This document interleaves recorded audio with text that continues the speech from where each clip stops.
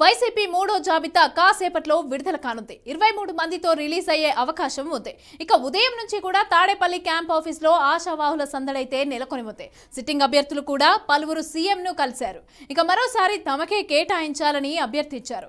ఇక ఇది ఇలా ఉంటే సర్వే రిపోర్టు ద్వారా టికెట్ దక్కని అభ్యర్థులను బుజ్జగిస్తున్నారు. ఇక మైలవరం ఎమ్మెల్యే వసంత కృష్ణ ప్రసాద్ కూడా సీఎంఓకి వెళ్లారు. తాను పార్టీ మారుతున్నానంటూ వస్తున్న వార్తలను ఖండిస్తూ సీఎంను కలిసినట్లుగా తెలిసిందే.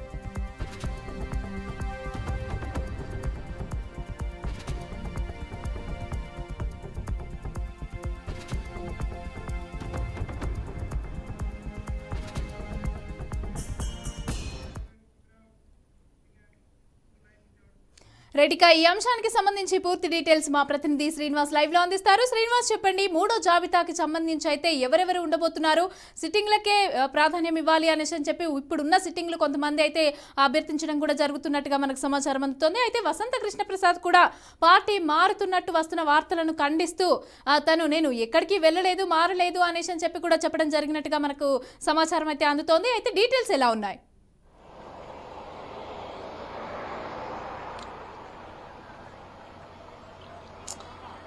అయితే మరికొద్దిసేపట్లోనే మూడో జాబితా విడుదల కానున్న నేపథ్యం అయితే కనిపిస్తుంది. గత కొద్ది రోజులుగా ఉత్కంఠత నడుమ వీడియో జాబితా ఏ రోజు కారోజు ఈ రోజు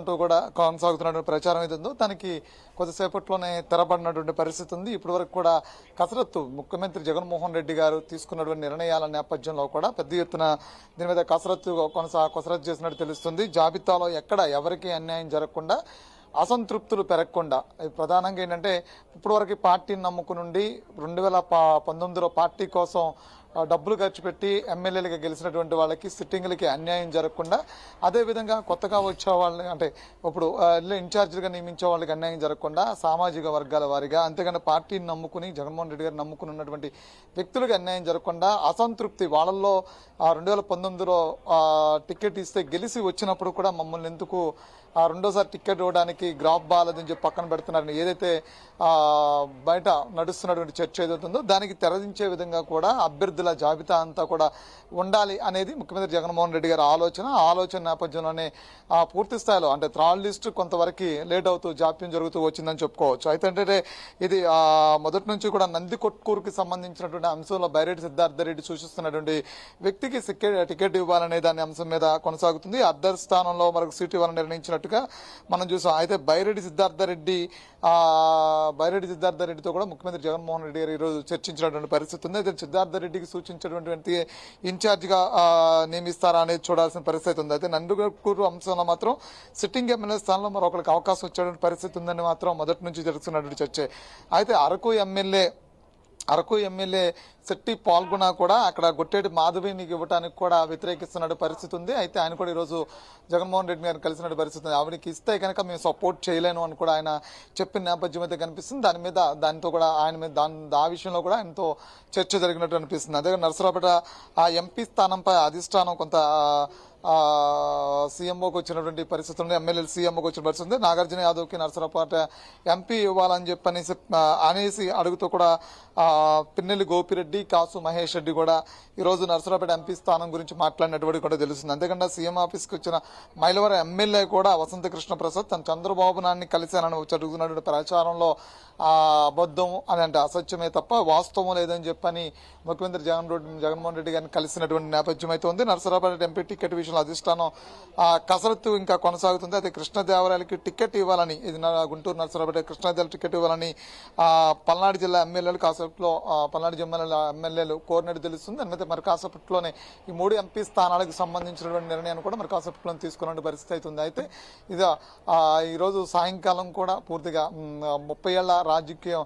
టీడీపీలో ప్రస్థానం కొనసాగించినటువంటి నల్లగట్ల స్వామిదాస్ కూడా ఆ టీడీపీ పార్టీని విడిచి వైసీపీలో జాయిన్ అయ్యారు. అయితే 2024 జగన్మోహన్ రెడ్డి గారు ఎన్నికలకు కృషి చేస్తా ఉన్నారు. అయితే పదవుల్లో ఆయనకి పదవి పైన అంటే ఎమ్మెల్యే టికెట్ పైన ఆశ ఉన్నప్పుడు కూడా జగన్మోహన్ రెడ్డి గారు సూచించినటువంటి ఏదైతే బాధ్యతలు ఉన్నాయో ఆ బాధ్యతలు మాత్రం నెరవేరుస్తాము. కేవలం టికెట్ కోసమనో పదవి కోసమనో మాత్రమో పార్టీ మారలేదు, దానికోసం ప్రయత్నం కూడా చేయమని చెప్పారు. ఏదైనప్పుడు కూడా ఓవరాల్గా మరి కాసేపట్లోనే ఈ జాబితా రిలీజ్ కాబోతుంది. అయితే గత కొద్ది రోజులుగా కూడా ఉత్కంఠగా ఉంది. ఎప్పుడు జాబితా అనే అంశంలో ఉత్కంఠ చాలా మంది కూడా దీని మీద ఉత్కంఠతో ఎదురు చూస్తున్నట్టు సిట్టింగ్ కూడా చాలా మంది ఉత్కంఠతో ఎదురు చూస్తున్న పరిస్థితి ఉంది. గత 2 జాబితాలకి మించి దీని మీద కసరత్తు చేయాల్సిన పరిస్థితి అయితే ఉంది. కాబట్టి దీని మీద పెద్ద ఎత్తున అంటే గతంలో ఈ మొదటి జాబితా రెండో జాబితా మొదలైనప్పుడు ఇంత పెద్ద ఎత్తున సీఎంఓకి ఇంతమంది అభ్యర్థులను పిలిచింది లేదు, సిట్టింగ్లు పిలిచింది లేదు, ఇంత అసంతృప్తి వచ్చింది లేదు. కానీ అన్ని రకాలుగాను అసంతృప్తి వెలువడుతున్న నేపథ్యంలో కూడా త్రాల్ లిస్టు మాత్రం కొంత జాప్యం అవుతూ వచ్చింది. అందుకు కారణం ఏంటంటే సిట్టింగుల ప్లేసులో ఇన్ఛార్జీలను కొత్త వాళ్ళని నియమించడం, కొంత సిట్టింగులకి సీట్లు ఇవ్వకపోవడం, కొంతమంది ఆ ప్లేసులో మళ్ళీ కొత్త వాళ్ళకి ఇన్ఛార్జీలు వేయటం, అంతేకాకుండా పక్కన ట్రాన్స్ఫర్స్ ఏదైతే ఉందో ఆ ట్రాన్స్ఫర్స్ నేపథ్యంలో కూడా అసంతృప్తి పెరుగుతున్న పరిస్థితి ఉంది. కాబట్టి లిస్టు జాబితా కొంతవరకు జాప్యమైంది. అయితే ఈ రోజు ఫైనల్గా లిస్టు మరికొద్దిసేపట్లో విడుదల కాబోతుందని చెప్పని సీఎంఓ వర్గాలు కూడా చెప్తున్నటువంటి పరిస్థితి కూడా ఉంది. మమత, అలాగే శ్రీనివాస్, ఇప్పుడు మనం చూసుకుంటే టీడీపీలోకి అయితే వైసీపీ నుంచి చాలా మంది వెళ్ళడం కూడా జరుగుతోంది, మనం చూస్తూనే ఉన్నాం. అయితే ఇప్పుడు టికెట్స్ ఆశపడి టికెట్ ఒకవేళ రాకపోతే మరి వారి పరిస్థితి ఏంటి, వాళ్ళని ఏ విధంగా బుజ్జగించే అవకాశం ఉందంటారు?